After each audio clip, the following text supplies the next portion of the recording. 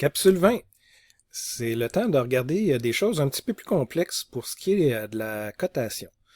J'ai déjà fait un dessin ici avec une pièce, une plaque très simple, avec un bout arrondi et un trou qui passe de bord en bord. Et j'ai mis les cotes là, traditionnelles pour cette pièce-là ici. Quelque chose de différent que vous avez peut-être remarqué, c'est vous voyez mon arc de cercle ici. Quand j'ai mis le rayon, comment j'ai fait ça, le rayon, hein, parce qu'on peut jouer ici avec le rayon à l'extérieur ou la flèche à l'intérieur. On peut passer de rayon à diamètre. J'ai toutes sortes d'options ici. Ça, c'est la première chose. La deuxième chose, vous voyez le centre de ce rayon-là. J'ai pas ces lignes-là. Vous voyez les lignes brisées ici là, pour mes axes là, qui viennent couper mon cercle comme ça. Je les vois pas ici. Ça, c'est parce que je les ai tout simplement enlevés. Si je clique sur mon centre, puis je viens voir ici, normalement, cette boîte-là est cochée. Utilisez les réglages par défaut du document, et là, on voit les lignes apparaître comme ça. Donc, pour les enlever, j'ai décoché ça, ce qui me donnait accès ici. Normalement, on a cette case-là de cocher, puis ça vient rajouter ces lignes-là ici. J'ai tout simplement décoché ça. Il me reste juste la petite marque de milieu. C'est parfait. Ensuite, je suis venu positionner le centre de mon arc de cercle. Là, vous remarquez, le rayon ici, c'est 3.606. Il y a des décimales qui continuent à l'infini ici. Donc, ce ne sera pas un arc de cercle là, hyper précis. Vous allez voir comment on peut travailler avec ça au niveau des tolérances. Donc, on va regarder, première tolérance qu'on va regarder, je vais cliquer ici.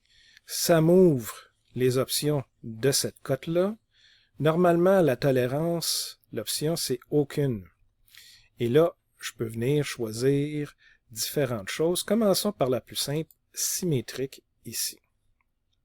Et là, je peux avoir un plus ou moins la même valeur.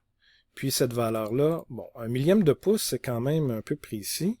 Si je voulais quelque chose de pas très précis, comme un huitième de pouce. Un huitième de pouce, c'est 125 millièmes de pouce. 0.125 pouces. Ça, c'est une valeur à se rappeler. 125, c'est un huitième de pouce. Un quart de pouce, 0.25, un demi-pouce, 0.5, et ainsi de suite. Donc, c'est une valeur qui revient souvent. Parfait. J'ai un bel exemple ici. Je vais m'en venir sur la vue de profil comme ça. Puis, on va regarder la tolérance bilatérale qu'on voit ici. Et là, je peux venir spécifier, je sais pas moi, 0.020 pour 20 millièmes de pouce et moins 0.010 pour 10 millièmes de pouce. Je pèse sur Enter et là, vous voyez la valeur qui apparaît ici. On voit, c'est 4 pouces plus 20 millièmes ou moins 10 millièmes. On peut aussi s'arranger pour avoir juste deux valeurs négatives ou deux valeurs positives. Je vous montre comment faire ça avec le 2 pouces ici. Donc, on retourne dans bilatéral. On va dire, OK, 0.03 pour la valeur supérieure et la valeur inférieure, là, j'efface le moins et je mets un plus. Je force un plus avec mon clavier. Vous voyez ici, j'ai écrit plus. Donc, je pourrais dire après ça 0.01.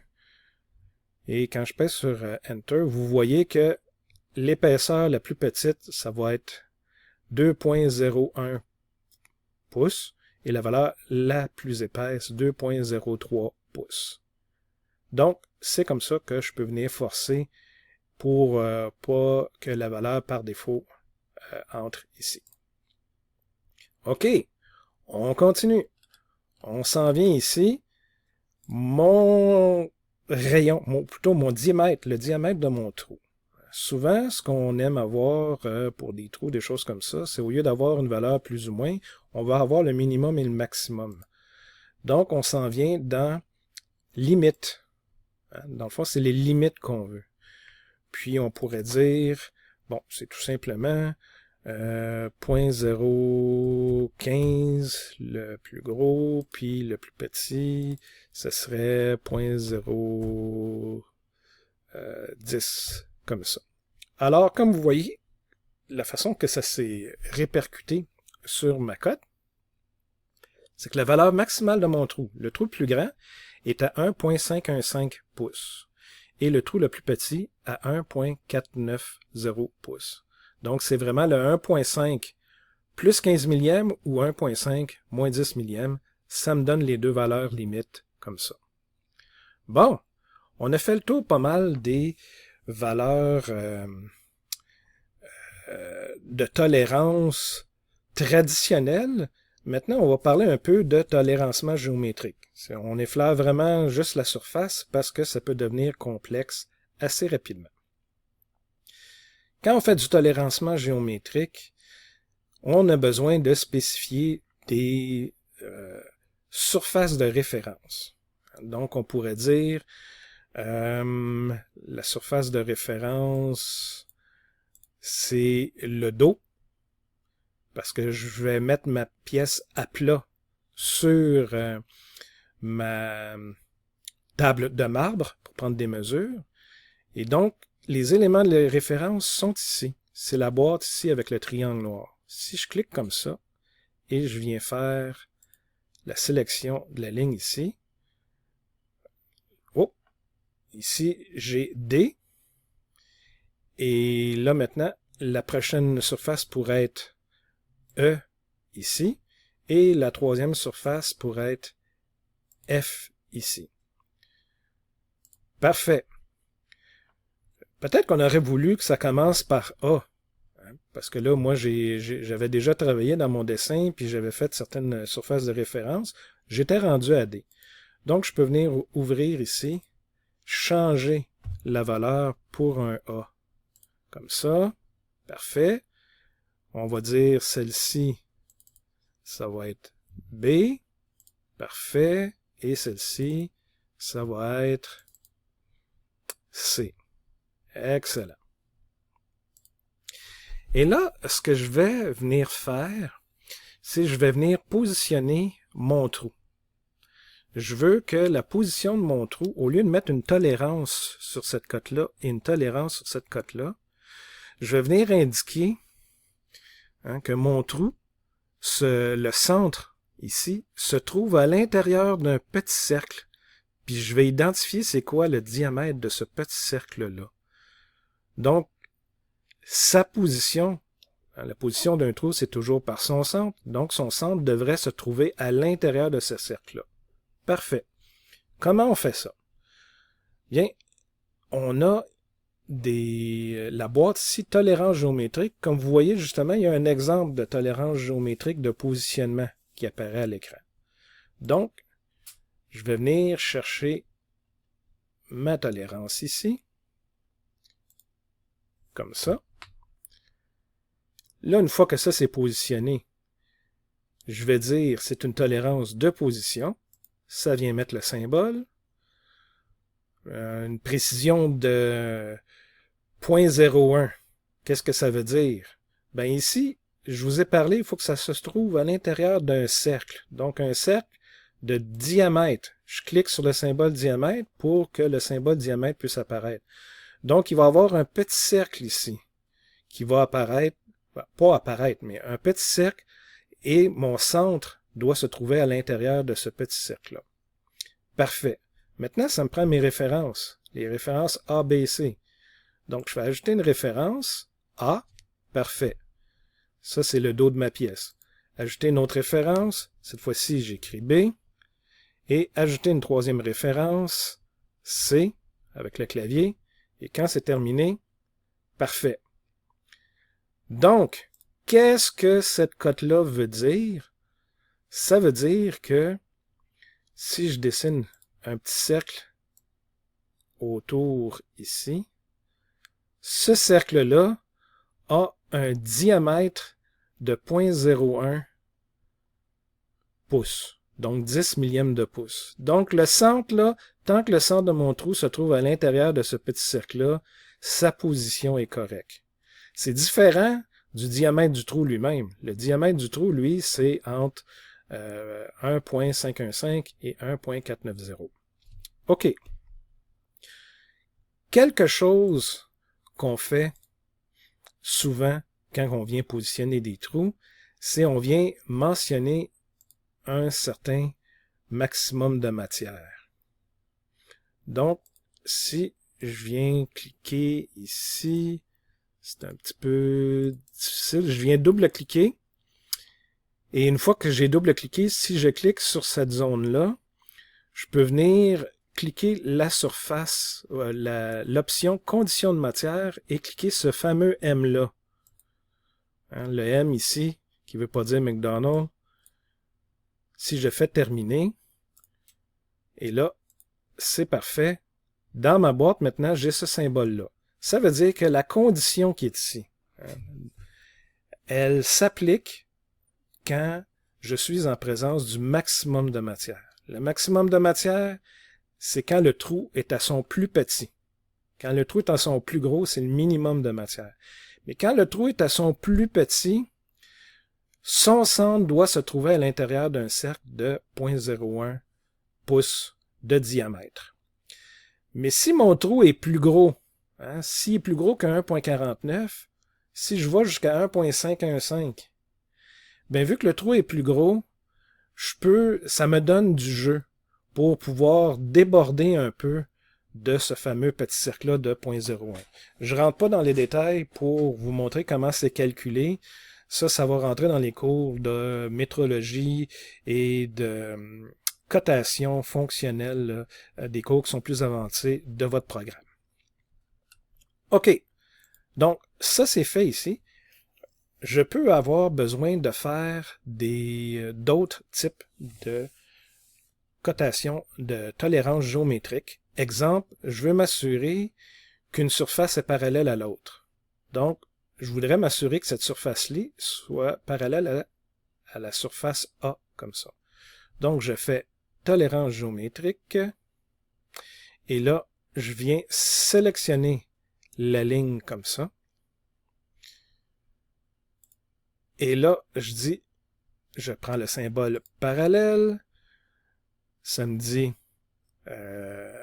une précision de 0,01. On va dire que c'est correct comme ça, mais ça va me prendre quand même une référence. Ma référence, c'est la référence A. Il faut que je dise à quelle surface ça doit être parallèle.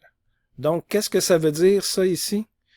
Ça veut dire que cette surface-là, il faut qu'elle soit parallèle en dedans d'une certaine tolérance à la surface A. C'est quoi la tolérance? Vous voyez ça comme un corridor. Donc, si je trace une ligne comme ça et une ligne comme ça, la largeur de ce corridor-là, c'est 0,01 pouces. Donc, si le parallélisme de ma ligne est pas trop gros, pas trop non parallèle, hein, si c'est assez précis et que ma ligne reste à l'intérieur de ces deux lignes rouges-là, ben, ma surface est suffisamment parallèle en fonction de la tolérance géométrique que je lui ai indiquée. OK. Même chose, on peut vouloir une surface perpendiculaire à une autre. Donc, c'est la même façon. Tolérance géométrique. Je viens choisir ça ici. Je pourrais placer ma boîte comme ça. Perpendiculaire. On va garder la même précision. Et là, c'est par rapport à cette surface-là ici. Je veux que la surface qui est ici soit perpendiculaire à la surface B. Donc, il faut que je mentionne c'est le B. Terminé. Parfait. Ça veut dire qu'à l'intérieur d'un corridor, encore une fois, si je fais mon corridor comme ça, et mon corridor comme ça. La largeur de ce corridor-là, c'est 0.01. Si ma ligne, imaginez que la ligne penche d'un côté ou l'autre, mais si elle reste à l'intérieur de mon corridor, ça veut dire que la perpendicularité est suffisamment précise pour être respectée par rapport à la surface B ici. Parfait. Qu'est-ce que je peux vouloir? Bon, ah oui, je peux aussi avoir besoin d'une surface qui est suffisamment plane. Je peux dire ma surface A, ou je pourrais dire ma surface A en plus. Je veux dire la surface A. Je veux une certaine planité pour la surface A. Donc, encore une fois, tolérance géométrique. Je viens sélectionner la ligne ici. Je pourrais dire ça. La planéité, c'est ça. On va garder la même tolérance. On va rajouter, on n'a pas besoin d'ajouter ici de tolérance géométrique. Pas de tolérance géométrique, je veux dire de référence. Ce que je suis en train de dire ici avec cette note-là, cette tolérance géométrique-là, c'est que cette surface-là, la surface qui est en arrière ici, la surface là, qui est parallèle à ça, là, cette surface-là, faut pas qu'elle soit trop ondulée. Il peut y avoir des bosses et des vallées, mais pas trop. Donc, imaginez, encore une fois, c'est pas vraiment un corridor cette fois-ci, c'est un plan. Imaginez un plan parallèle comme ça et un autre plan qui passe comme ça. Imaginez, ce plan-là et ce plan-là viennent prendre en sandwich le plan de ma surface A. Donc, admettons que ma surface A n'est pas parfaite, qu'elle est un peu ondulée si on regarde avec un microscope, mais tant qu'elle se tient à l'intérieur des deux plans rouges, la distance entre les deux plans rouges, c'est 10 millièmes de pouce, c'est pas beaucoup. Tant qu'elle se tient à l'intérieur de ces deux plans virtuels-là, bien ma planéité rencontre mon besoin de précision. C'est la façon de mentionner là, la planéité d'une surface. OK. Qu'est-ce qui reste? On avait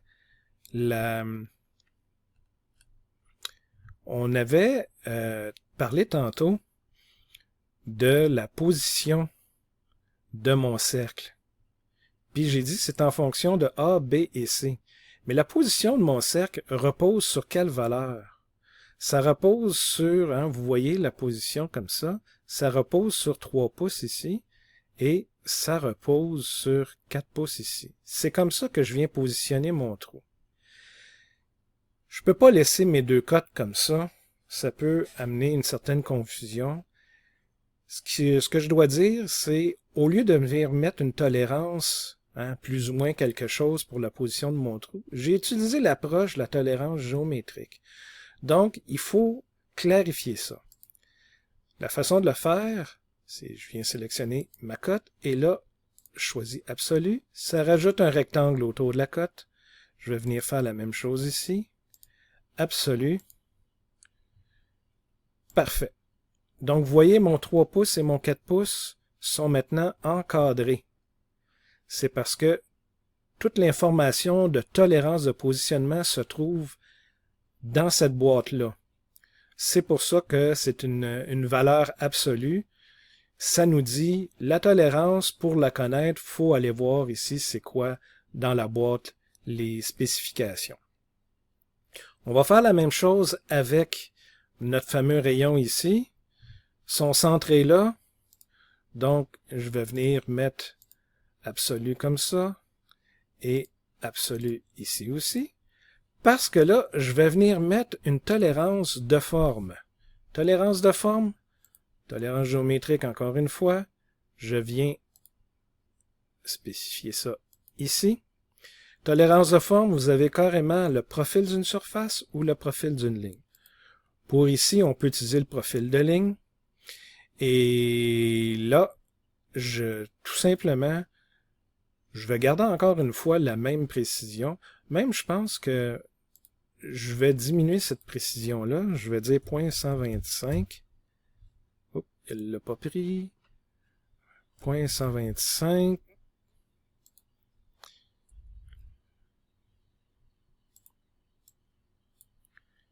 « 0.125. Voyons, ça n'a pas l'air de fonctionner.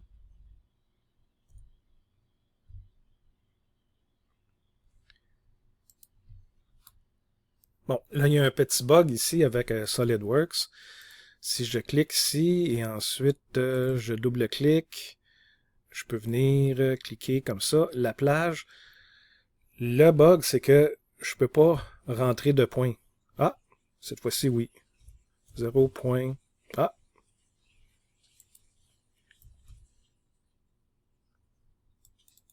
Si je fais 0.0, ah, vous voyez, ça fonctionne pas.